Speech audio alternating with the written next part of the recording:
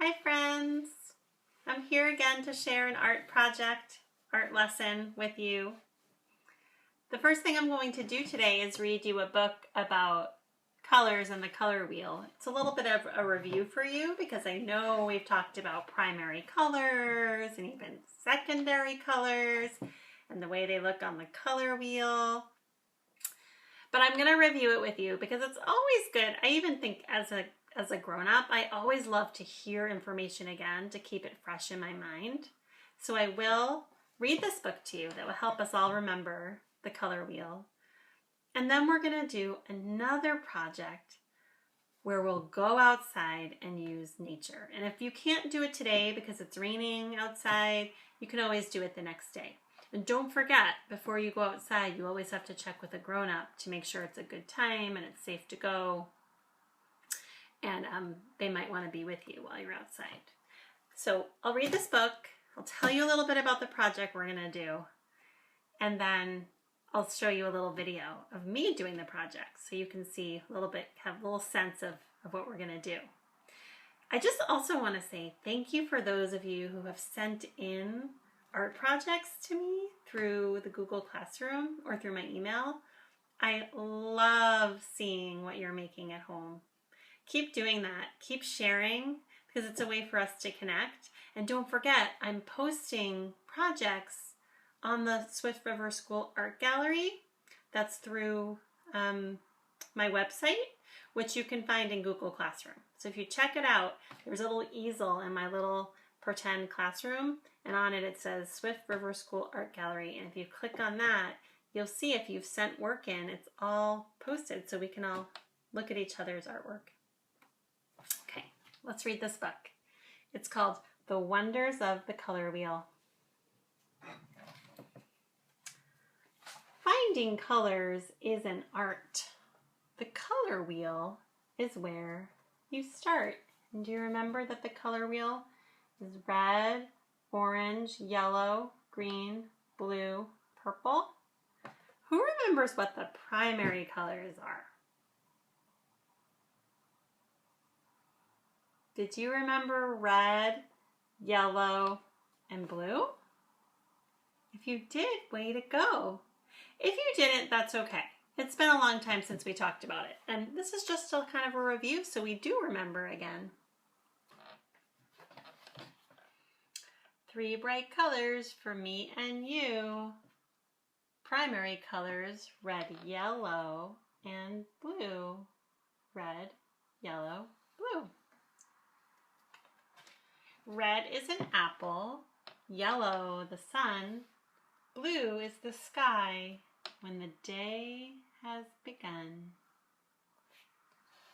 I do notice that on some days when it just is that like sort of morning time, if you look up at the sky and if it's a sunny day, that blue is just so pretty and crisp.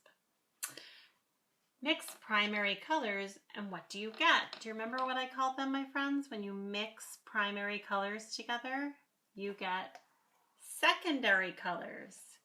Orange, green, and violet.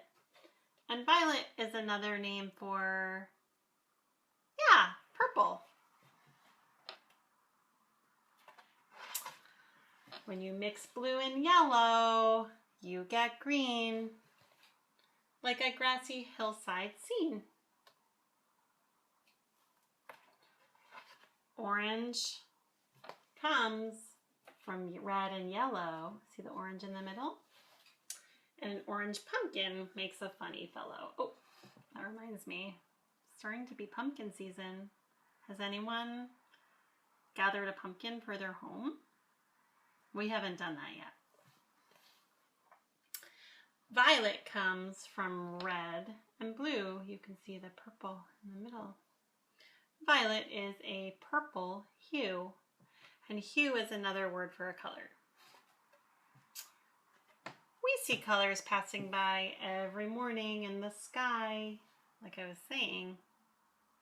The sky is blue, the clouds are white. The sky turns black with each new night. Black and white turn into gray. Like a cloudy, windy day. I'm reading this on Monday and it's super sunny out and crisp and beautiful. But I hear that on Wednesday it might be cloudy and rainy.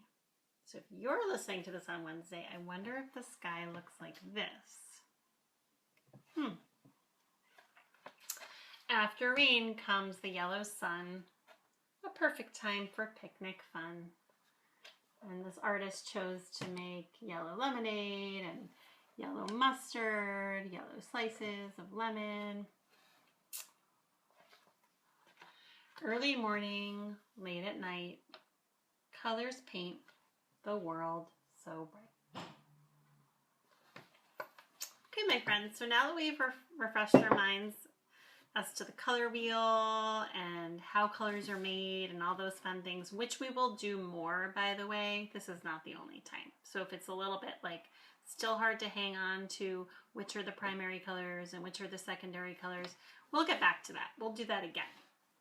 But today, now that we've discussed colors, we're going to do another outside nature project where we're going to collect nature that's all different colors, and then we're going to group them into their colors. And then if you want, you can even make a color wheel if you find all of the colors, kind of like we had in this book. So if you find a bunch of red or even one red piece of nature, I bet maybe the red, orange, and yellow. I wonder if there are any leaves that are turning colors. Purple might be trickier. Blue might be kind of tricky. And green might be easy in nature, but we'll see.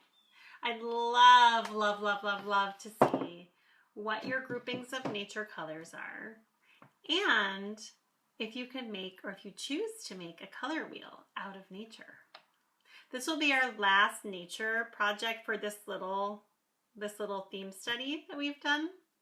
I'm sure we'll use nature again down the line, but this was a little series of getting outside and kind of thinking about how the outdoors can really lend itself to making art. And next week we'll start working with materials inside a little more. Okay, my friends, so watch this video and show me what you come up with on through Google Classroom, or you can have a grown-up email it to me. And just a reminder, before you go outside, make sure you check in with a grown-up. Bye, friends. Here's the video.